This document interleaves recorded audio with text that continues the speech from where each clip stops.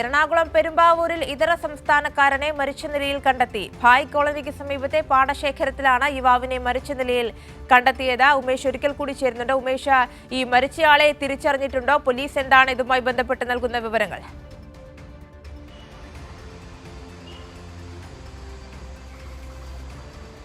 ആരും മരിച്ചയാളെ തിരിച്ചറിഞ്ഞിട്ടില്ല. ഇയാളൊരു ഇതര സംസ്ഥാനക്കാരനാണ്. ഏതാണ്ട് 35 വയസ്സോളം പ്രായം തോന്നിക്കുന്ന ഒരാളാണ്.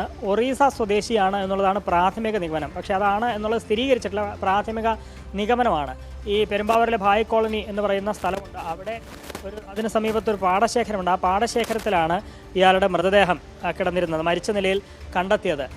ഇത് അമിതമായ ലഹരി ഉപയോഗിച്ച ശേഷമാണോ ഇയാൾ ഇത്തരത്തിൽ മരണത്തിന് കാരണമായത് എന്നുള്ള സംശയം ഉണ്ട് എന്നാണ് പോലീസ് പറയുന്നത്. അതിന് കാരണം, അങ്ങനെ സംശയിക്കാൻ കാരണം, ഈ മൃതദേഹത്തിന് സമീപത്ത് നിന്ന് സിറിഞ്ച്, ഒപ്പം ഈ ലഹരി വസ്തുക്കളൊക്കെ സൂക്ഷിക്കുന്ന ചില ഡപ്പികൾ ഒക്കെ അടുത്ത് സമീപത്ത് നിന്ന് കണ്ടെടുത്തിട്ടുണ്ട്.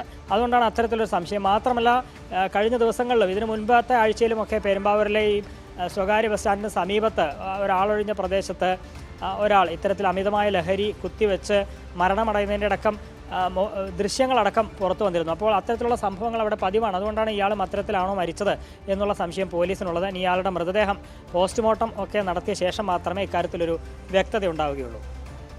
ശരി, ഉമേഷാണ് വിശദമായ വിവരങ്ങൾ നൽകിയത്.